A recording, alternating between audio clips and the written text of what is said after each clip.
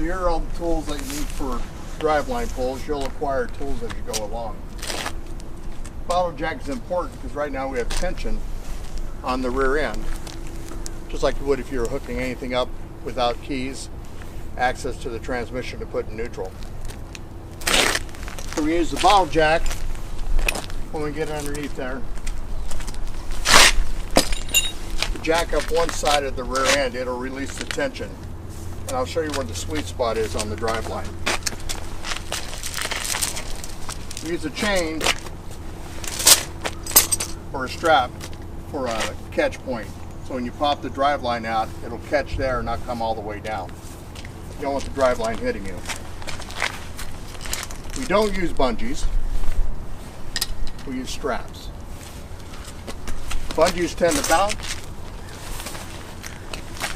I want to put the driveline back exactly where we took it out. So we use a marker or a rock or a screwdriver, something to make a line down the driveline to the yoke so that we know where to put it back when we're done. This is a 4.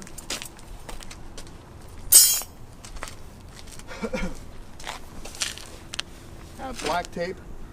Black tape is so we can wrap around the caps of the U-joint so we don't lose anything going down the road.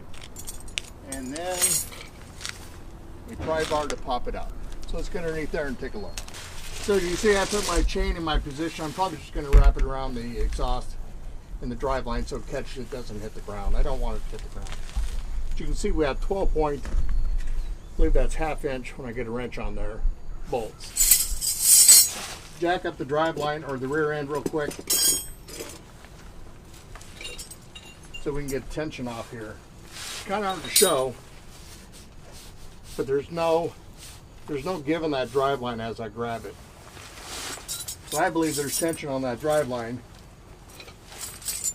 And if I try to pop it out with the tension on there, that driveline's literally going to just take off. And the chances of it hitting you instead of going straight to the ground is pretty high. Jack up this side of the rear end.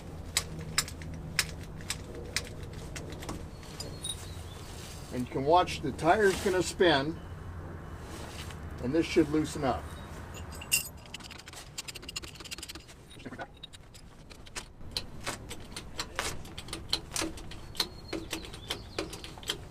So as we get this just a little off the ground, that's your sweet spot right there. If you can grab the rear end, and you see how this driveline's already loose, but that's your sweet spot. Okay, so we're gonna put a chain around here.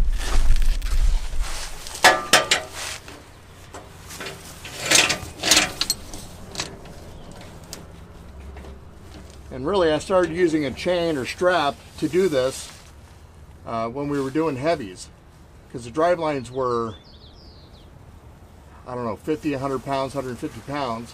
And when they come down and hit you in the chest when you pop them out, it hurts. But also, if there's just a little bit of tension, when it pops out, it can only go as far as that chain is. So we're going to use a 12 point.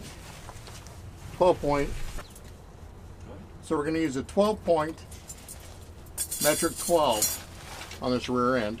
You want to make sure you have metric and SAE in case you get stuck underneath the driveline and otherwise you have the wrong tool.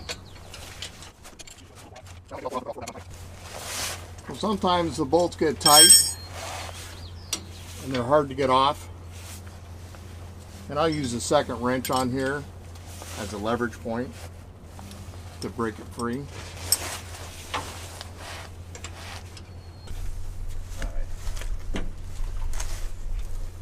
Okay.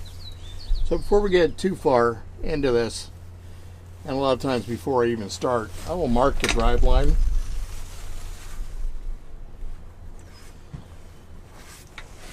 This way I know where to line it up when I put it back in. Especially with newer trucks that are from the factory, they're balanced. As you can see, the weights that are on the driveline here, they're balanced to the truck. They're not balanced to the driveline. So depending on the driveline, depending on how long it's been in here, you'll have to get behind it and pop it loose. See how that chain saved me from getting hit in the head? That's what it's there for. So now, this one doesn't have loose caps to tape off, but sometimes they're just straps that go around the end of the driveline here, and the straps will come off, the bolts will come out. You want to tape with black tape. You want to tape those caps on there so they don't get lost and going down the freeway. So these end caps, these straps will come off and they're bolted in here. With these end caps, they'll come flying off when you're going down the freeway. So you want to put black tape around there. This one's all one unit, so we don't have to worry about that. But when you strap up the driveline, you don't want to take it all the way out. Once in a while, you don't have much choice, especially when the driveline's broken. On something like this, I want to push it forward. And then when I strap it, I want to strap it up. And we'll use a strap, not a bungee cord. If you're using a bungee cord, that thing can come down and hit the rear end and just destroy it.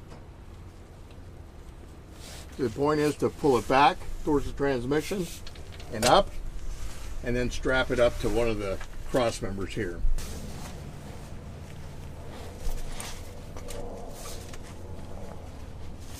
Are you ready, Mike? Okay.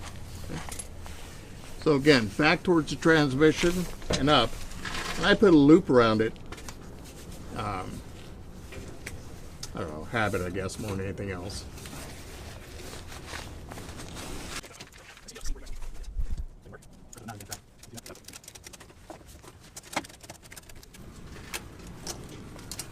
So what we want to show is that the driveline's up and back.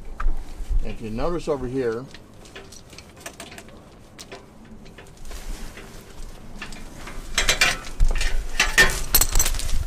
even with the strapped up, it'll bounce back and forth here. So sometimes I'll put a bungee on here and grab it and pull it forward. Just every driveline's a little different there. This one here is aluminum, so it'll tuck in there. We don't have to worry about it falling. So when we get to our drop location, you'll note that the driveline's nice and snug up there. At least that's what you want it to be. Hopefully by then you can get it in neutral to line the driveline back up. We're going to probably have to cut this strap. What do you do with the bolts?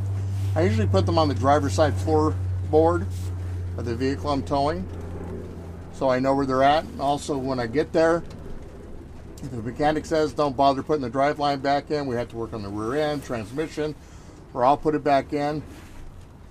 Everybody knows where the bolts are.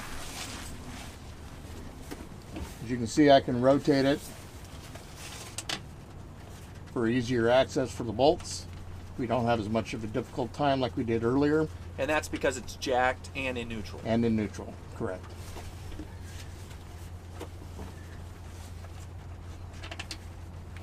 So hopefully when you get to the shop, they have the keys. If they have the keys, they're able to do both. Just makes it much easier for you. That's it, Mike.